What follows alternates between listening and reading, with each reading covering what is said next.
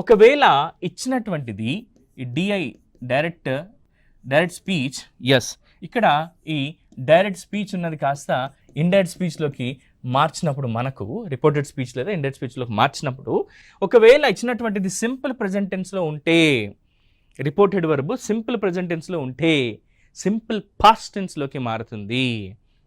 ఒకసారి చూద్దాం. ఇది డైరెక్ట్ స్పీచ్లో షీ సాడ్ అని ఉంది, షీ సాడ్ అని ఉంది. ఇది రిపోర్టింగ్ వర్బ్. రిపోర్టెడ్ వర్బ్ ఏముంది? ఐ యామ్ అన్వెల్ అంది. ఐ యామ్ అన్వెల్, నేను ఆరోగ్యంగా లేను అని చెప్పి చెప్తుంది. ఆమె ఏం చెప్తుంది? She sad I am unwell అని చెప్పి చెప్తుంది. దీన్ని ఇండైరెక్ట్ స్పీచ్లో ఏం చేయాలి సార్? మన రూల్ ప్రకారం ఇక్కడ ఉన్నటువంటి కామా తీసేసి దాట్ అనే కంజంక్షన్ పెట్టాలి. పెట్టేశాం. షీ సెడ్ దాట్, సెడ్ ఉంటే సెడ్గానే ఉంటుంది, సో అలాగే పెట్టేశాం. కామా తీసేసి దాట్ అనే కంజంక్షన్ యాడ్ చేసాం. నెక్స్ట్ ఇన్వర్టెడ్ కామాస్ తీసేసి ప్రొనౌన్ చేంజ్ చేయాలి. ఇక్కడ ఐ అని ఉంది, ఇక్కడ సబ్జెక్ట్ షీ అని ఉంది, సో ఇక్కడ ఏం రావాలి? షీ అనే రావాలి. She said that she, yam ఉంటే ఏం రావాలి? వాజ్ అన్వెల్, అంతే.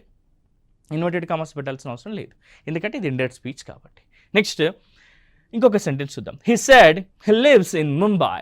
అతను అన్నాడు నేను ముంబైలో నివసిస్తాను అని. ఇది ఏ విధంగా మారుతుందో చూద్దాం. ఇక్కడ కామా తీసేసి దాట్ అనే కంజంక్షన్ యాడ్ చేయాలి. He said that he lived in Mumbai.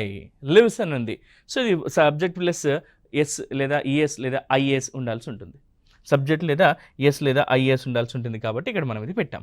So ఇక్కడ లివ్స్ అని ఉన్నది కాస్త ఏమవుతుంది? V2 ఫామ్గా మారుతుంది. లివ్డ్ అని అంటే అయిపోతుంది.